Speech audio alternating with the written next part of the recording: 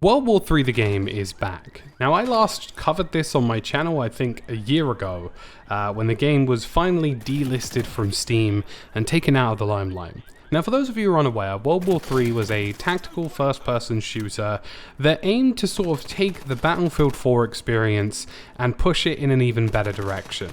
It wanted to offer a modern military shooter with lots of customization, lots of diversity, and lots of team play experiences, focusing on having players with equipment like ammo packs and health packs and anti-tanking, and really just ultimately being an evolved version of Battlefield 4 in many ways.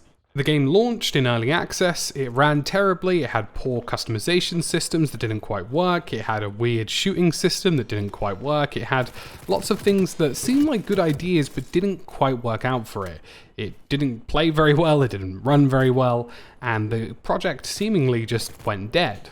But it was taken away for a year, and there's been lots of changes. Developers have come in, the development team has expanded, new companies have come in to support the developers, and now World War III is back into an alpha state here in 2021, and I've been able to play that alpha because I was one of the veteran players who previously had played World War III before it was delisted from Steam. So in this video we're going to talk about what's changed in World War III, is it good, is it bad, is this worth your time, and how I feel about World War III as a whole. So to start with, let's talk about what's changed. The animation system's completely overhauled, in a much better place. Definitely still room for improvement, this is technically an alpha, but in a much better place. The gameplay systems, much better place. The way the game flows, much better place. Optimization and performance, one of the best I've seen in a shooter. I'm getting in and around 200 frames per second on mostly good details, and World War III is by no means a bad looking game. I wouldn't say it's visually stunning, but it's not, you know, a bad looking title. The gunplay system and customization system has been completely overhauled in the game. And a lot of the original ideas that World War III had has been refined and has been taken to a really good place. So let's talk about what's good about World War III. I mean, so far, it's got a lot going for it in some places. To start with, the customization system is probably the best I've seen in any game. Not only does every single weapon in the game have a plethora of attachments from barrels to muzzles to optics to everything you could possibly think of, everything in the game on top of that has visual customization.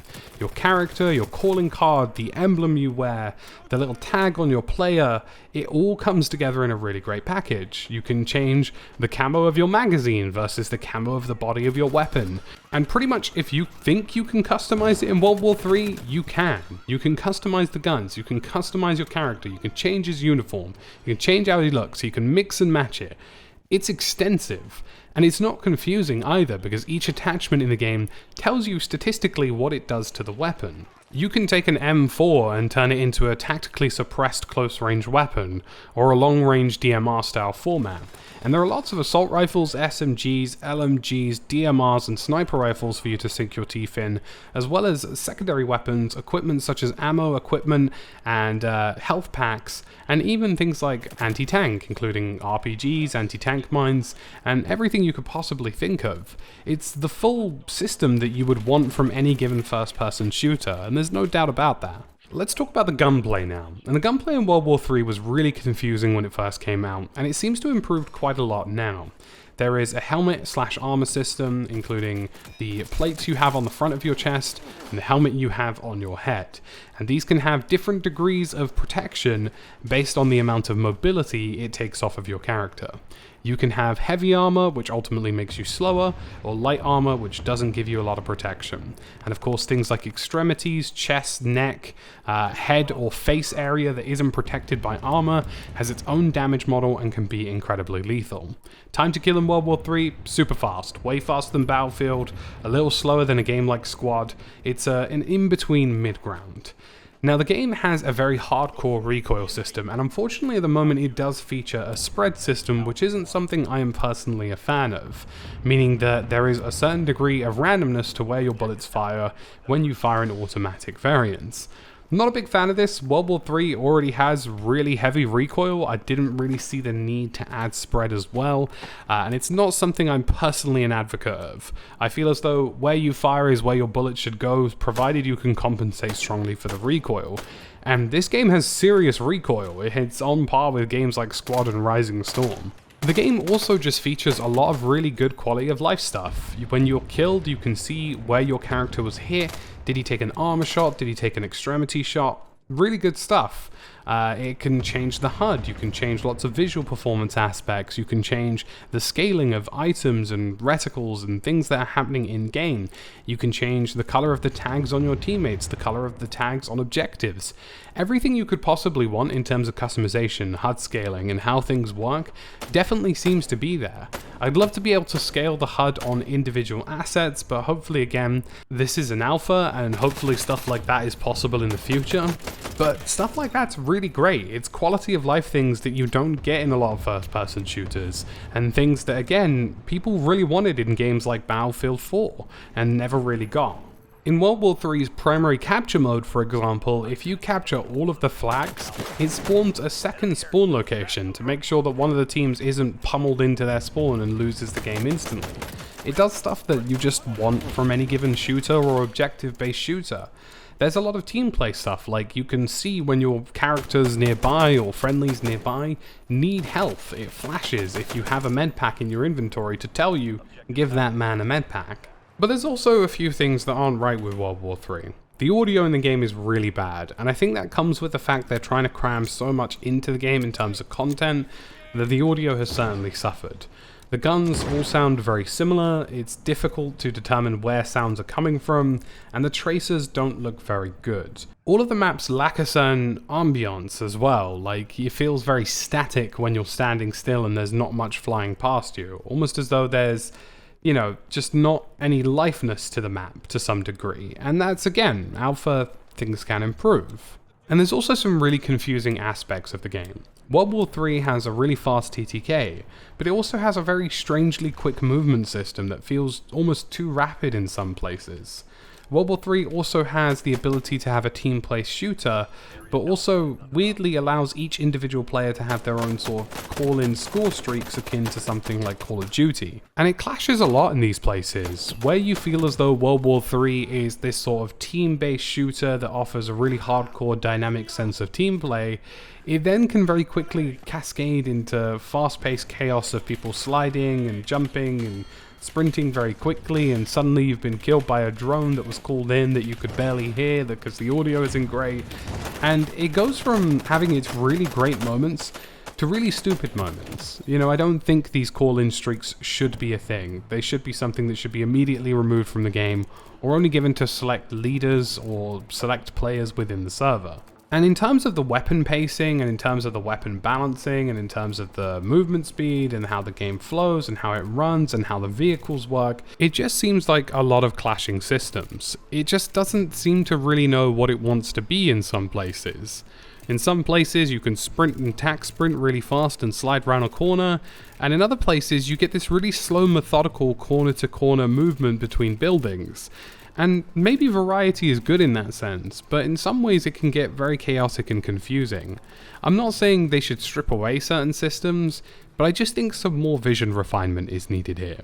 Is World War III a game that we're going to be talking about because it offers this sort of hardcore team play experience, or is it a game that we're going to talk about because you can call in an airstrike or a hunter-killer drone or whatever it so happens to be? These kinds of experiences confuse World War III for me and make it difficult to pinpoint what it is exactly the game wants to be and what it is it wants to achieve. And it's not saying that the game is bad. I think the gunplay experience can be very enjoyable, but it's also only 20v20. It's 20v20, but it has tanks and some of the maps are quite big, and it has a hardcore shooter experience with lots of customization and a fast time to kill, but it also has sort of Call of Duty style call-in streaks. It has, you know, a really good methodical ADS system with high recoil that's difficult to control, but it also allows you to like slide around corners really quickly, and the hip fire is also super accurate. There's just lots of confusing elements to World War III, and there's stuff about the game that I'm yet to understand in terms of the direction, and I feel a lot of vision refinement is needed for the game. But overarching all of that is one larger problem, and I think this is a problem that's going to plague World War III, and I've seen a lot of people online defending the game and saying, well look, it's an indie game, it's not a competitor to Battlefield, it's never meant to be a competitor to Battlefield, But the simple fact of the matter is that the people who play World War III are going to play Battlefield 2042. And I don't really know yet until I play Battlefield 2042 whether or not this game really offers anything special, rewarding, or unique about it that makes it worthwhile playing over a game like Battlefield. Yeah, in many ways it's a more hardcore shooter, but it's only 20v20, and it has call-in streaks, and it has these confusing mechanics that seemingly make it like a Battlefield 4 evolution in some ways, but in other ways kind of takes it in strange directions. And again, there's simply no denying the fact that if you play World War III, you're probably going to buy Battlefield 2042. So will many people really be playing World War III in the future? Overall, I can't say I had a bad time on World War III except for the really shoddy audio in the game. But I can't say I necessarily had a time that blew me away. I mean, the quality of life blew me away in some places, and the customization would pretty much blow anybody away. But the gameplay experience is something that has a lot to be desired. It seemingly needs a bit more refinement in terms of the concept and what it wants to be. And I think the bigger question really is that in a game and world situation where Battlefield 2042 is around the corner with 128 players, with dynamic destruction systems, a lot of customization that you can even do in real time, and offering a hardcore or seemingly more hardcore experience than previously offered in other games, does World War III have a place? You know, if you showed me this alpha 3 or 4 years ago, after Battlefield 4 had sort of come out and done its course and it was kind of over with, I would be blown away. If this game had even come out a year or two ago in its current state, people, I imagine, would have eaten it up in a lot of ways. But it's now coming out into a very competitive environment to some degree.